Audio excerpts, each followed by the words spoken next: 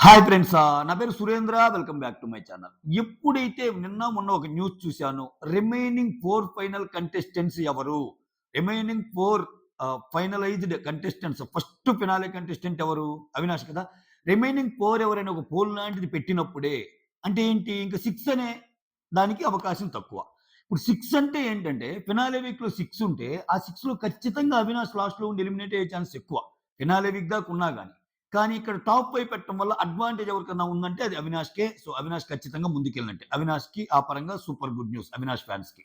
So, ఇప్పుడు double ఎలిమినేషన్‌లో ఒకరు eliminate అయింది ఎవరంటే రోహిణి. అది అన్‌డౌటెడ్‌లీ ఆ న్యూస్ చక్కెర్లు కొడుతుంది. ఇంకొక ఎలిమినేషన్ ఎవరవ్వచ్చు?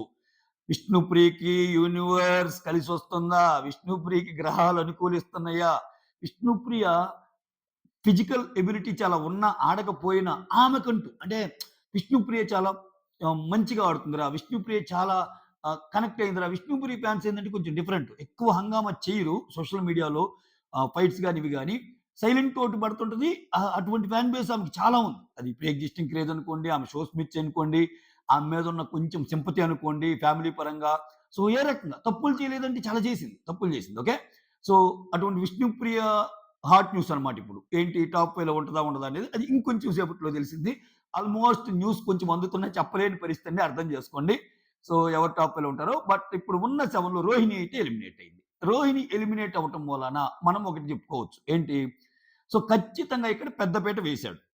పెద్దపీట వేశాడు. దేనికి? ఓజీ టీమ్‌కి. అంటే ఫస్ట్ నుంచి ఉన్నోళ్ళు చాలామంది అంటారు కదా! వైల్డ్ కార్డ్స్‌కి అడ్వాంటేజ్ ఉంది. వైల్డ్ కార్డ్స్‌కి అడ్వాంటేజ్ ఉందని ఒకటి ఎత్తారు ఈ సంవత్సరం.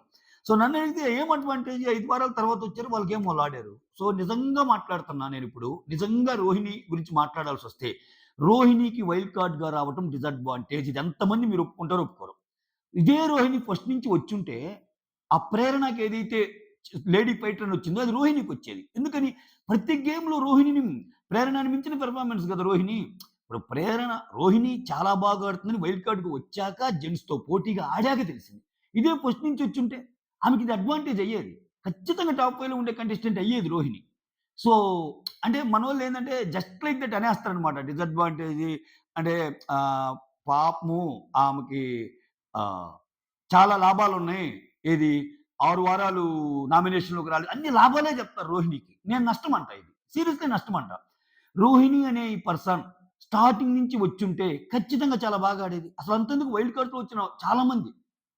సో, బాగా దూసుకెళ్ళేవాళ్ళు. సో, ఎందుకని అప్పుడు ఆమె ఆడితే ఇంకా ఎక్కువ తెలిసేది. ఆమె చాలా ఫైట్ ఇవ్వగలిగేది స్టార్టింగ్ నుంచే నిఖిల్ లాంటోళ్ళకి, పృథ్వీ లాంటోళ్ళకి. అప్పుడు ఇంకా క్రేజ్ పెరిగేది. అప్పుడు ఎక్కువ మాట్లాడుకోవాల్సొచ్చేది. అప్పుడు 5 వారాలు కూడా రోహిణి గురించి ఎక్కువ మాట్లాడుకునేవాళ్ళం. ఆ బజ్ అలా వచ్చేది. సో, చూడండి 6 వారాల తర్వాత నామినేషన్‌లోకొచ్చినా ఆమె గెలుస్తుంది అని హోప్ రావడానికి కారణం ఏందంటే ఆమెకి జరిగిన ఒక మాస్ ప్రమోషన్. ఎంత మాస్ ప్రమోషన్ అంటే 'పుష్ప' అంటే నేషనల్ అనుకుంటివా? ఇంటర్నేషనల్ తగ్గేదేలే అన్నట్టు ఇంటర్నేషనల్ ప్రమోషన్స్ ఆమె. ఇంటర్నేషనల్‌లో వాళ్ళెవరో తెలుగు రీల్స్ చేస్తుంటారు చూడు. వాళ్ళు కూడా పెట్టారు రోహిణికి. ఈ రోహిణికి పెట్టనోళ్ళెవరు? రోహిణికి విన్నర్స్ అందరూ పెట్టారు. రన్నర్స్ అందరూ పెట్టారు. ఓయమ్మ! ఇంకా అసల సన్నీ పెట్టాడు, అమర్ పెట్టాడు. ఇంకెందుకులే ఇంకెవరు లేరు. హరితేజ, హైపర్ ఆది పెద్ద పెద్ద లిస్ట్. దీన్ని బట్టి మనం ఏం అర్థం చేసుకోవాలా? ఎంత పెట్టినా, ఎంత సపోర్ట్ చేసినా అంటే ఓట్లు కాడికొచ్చేసరికి వాళ్ళకి నచ్చినోళ్ళకే ఏస్తారు అనేది అర్థమవుతుందిగా. ఇదన్నమాట బిగ్ బాస్ ఫార్మాట్. అంటే కొన్ని కొన్ని జరిగినప్పుడు దాని నుంచి మనం కొన్ని కొన్ని పాయింట్స్‌ని డిరైవ్ చేయొచ్చు. సో, ఆ పరంగా రోహిణి వెళ్ళిపోయినా గాని చాలా గ్రేట్ అంట నేనైతే. ఎందుకంటే ఫిజికల్ టాస్క్‌లు ఆడింది. ఆర్గ్యుమెంట్ చాలా బాగా పెట్టగలదు రోహిణి. మీకు తెలుసో తెలీదో అంతే విధంగా చాకచక్యంగా మాట్లాడగలదు. కర్ర విరగకుండా, పాము చావకుండా ఎప్పుడైతే డిప్లొమసీ అవసరమో ఆ డిప్లొమసీ బిహేవ్ చేయగలదామె. గేమ్ ఆడగలదు. స్టాండ్ తీసుకోవాల్సొచ్చినప్పుడు స్టాండ్ తీసుకోగలదు. అప్పుడప్పుడు కొంచెం బ్యాక్ బిచ్చింగ్ అయితే చేస్తది. అది ముఖ్యంగా విష్ణు మీదే ఎక్కువ చేస్తది. సో, ప్రాబబ్లీ అది విష్ణుకి హెల్ప్ అయిందేమో లాస్ట్. సో, ఈ అమ్మాయి విష్ణు గురించి ఎక్కువ మాట్లాడుతుందనేది గూడా ఫస్ట్ నుంచి ఉన్న విష్ణు ఫ్యాన్స్ ఇంకొంచెం కసిగా ఓట్లేసారేమో చూడాలి. అది ఏది డబుల్ ఎలిమినేషన్‌లో విష్ణు ఎళ్ళకుండా ఉంటే. ఓకే. ఇక్కడ చూడండి మొత్తానికి వైల్డ్ కార్డ్స్ నుంచి ఇద్దరు ఉంచుతున్నారు. సో, ఓజీ నుంచి ముగ్గురు ఉంచుతున్నారు. అలా బ్యాలెన్స్ చేశాడు. సో, సమన్యాయం, సామాజిక న్యాయం, సామాజిక సమతుల్యత, సో, అన్ని రకాలుగా జెండర్ బేస్ అండ్ ఇంకో బేస్ అన్నిటి పరంగా ఆలోచించి ఏమన్నా కూర్పు ఏమన్నా ఉండబోతుందేమో. ఏది ఎలక్షన్ టికెట్స్ ఇచ్చే ముందు ఎంత కూర్పు ఉంటదో. ఇవన్నీ పక్కన పెడితే రోహిణి గేమ్ ఆడాల్సొస్తే నిజంగా చాలా మంది చెప్పినట్టు శివంగిలాగా ఆడింది. అంటే ద బెస్ట్ ఎగ్జాంపుల్ అండి. అసలు ఆమె గెలిచిన ఆ గేమ్ ఏదైతే ఉందో కాలు తొక్కిపెట్టాడే గేమ్ పృథ్వీ మీద, ఎప్పటికి కొన్ని సీజన్‌లు అయిపోయినా గాని, ఒక లేడీ కంటెస్టెంట్ గురించి మాట్లాడుకోవాల్సొస్తే రోహిణి ఆడిన ఆ గేమ్ గుర్తుంటది. రోహిణి ఆడిన గేమ్ మాకు గుర్తుంటది. సో చూడండి లాస్ట్ వీక్స్‌లో ప్రతి గేమ్‌లో ఆమె ఐదర్ లాస్ట్ దాకా పోవటము, లేకపోతే లాస్ట్ ముందు దాకా రావటం గాని జరుగుతుంది గేమ్స్‌లో. ఫస్టే out అవుట్ల. That itself indicates Rohini is a strong female contestant. If at all, if she stays from the first week in the house, definitely she'll have all the qualities to survive or to sustain in the top 5.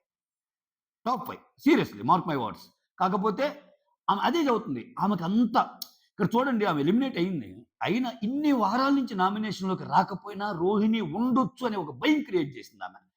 ఆ భయం create అవ్వటానికి not only బయటోళ్ళందరూ support చేసిన game అనుకుంటే మనం పప్పులో కాలేసినట్టే. So, ఆమె ఆడిన ఆట గూడా ఉంది. ఆమె చాలా బాగా ఆడింది. ఈ ఆటకి జనాలు కనెక్ట్ అవుతారు అనే సెక్షన్ ఆఫ్ ఆడియన్స్ గూడా ఉన్నారు. చాలామందండి. చాలామంది రోహిణి ఆటకి ఫ్యాన్స్ ఉన్నారు. సో, మనం ఒకటి తెలిస్తే అది దెలిచినట్టున్నట్టు. సో, మొత్తానికి 'బిగ్ బాస్' జనరల్ ఫార్ములా ఏదైతే ఉందో నామినేషన్‌లోకి రావటం చాలా ఇంపార్టెంట్.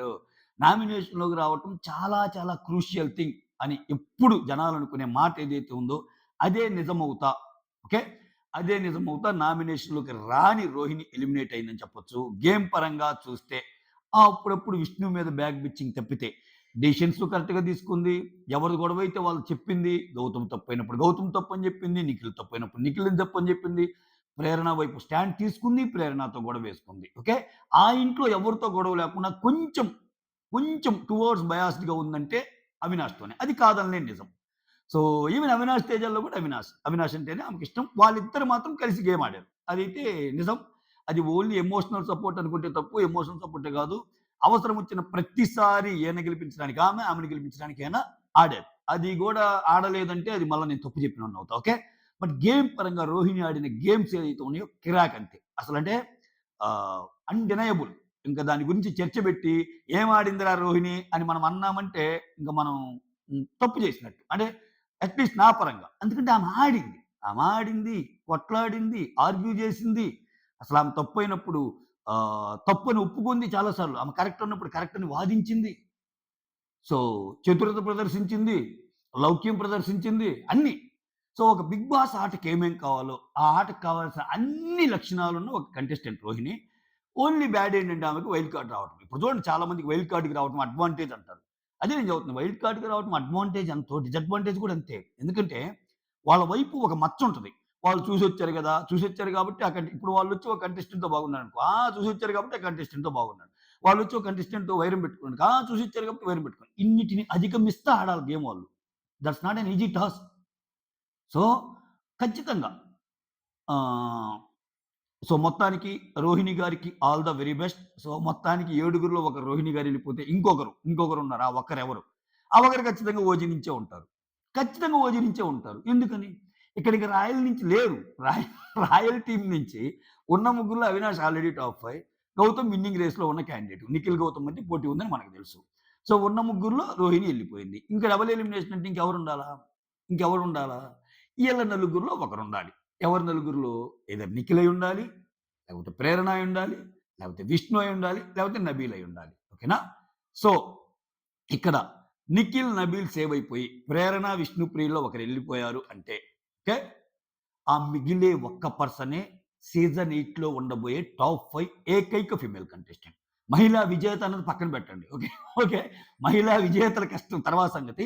సో, ఒకే ఒక్క ఫీమేల్ కంటెస్టెంట్ టాప్ 5లో ఉండబోయే వాళ్ళవుతారు. ఎందుకంటే ఈ సీజన్‌లో మహిళా విజేత కష్టం. ఎందుకంటే మనం ఫస్ట్ అసలు మహిళా విజేత అవుద్దనుకున్నాం. బట్ వాళ్ళ గేమ్‌ని వాళ్ళు తగ్గించుకుంటా రావడం చాలా పారామీటర్స్ ఉన్నాయి.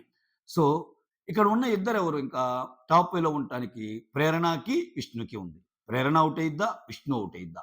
అసలు ఇవన్నీ ట్విస్ట్ ఇస్తా నబీల్ ఔట్ అవుతాడా? అనేది ఇంకొక గంట, 2 గంటల్లో అప్‌డేట్ వస్తది. ఎందుకంటే ఇప్పటికే ఏదో కొంచెం వస్తున్నా గాని అది చెప్పలేని పరిస్థితి. ఎందుకంటే అది కొంచెము మటాష్ న్యూసే. అది ఏదైనా జరగొచ్చు. ఓకేనా? సో, అందుకని ఎవరైనా ఎళ్ళిపోవచ్చు. ఎవరైనా ఎళ్ళిపోవచ్చు ఓట్లేసుకోండి అని చెప్పడానికి లేదిప్పుడు. ఆల్రెడీ ఓట్లేసేసారు మీరు. ఓకేనా? సో, ఇంకొకరు ఎవరెళ్ళొచ్చు అనేది పెద్ద సస్పెన్స్ అన్నమాట. ఆ టాప్ 5 కూర్పు ఎలా జరగబోతుంది? ఏంటి అనేది వేచి చూద్దాం. So, Rohini wishing you all the very best and that's all. Wishing you all the very best for her future endeavours. Rohini super ఆడింది అనుకునే వాళ్ళు ఎవరైనా ఉంటే ఈ వీడియోని లైక్ చేయండి, ఓకేనా? సో ఆడింది, సూపర్ ఆడింది అని మీకు అనిపించిన వాళ్ళు, ఎందుకంటే నాకైతే బాగానే ఆడింది అని అనిపించింది, ఓకేనా? That's all. Thank you so much. Signing off. News.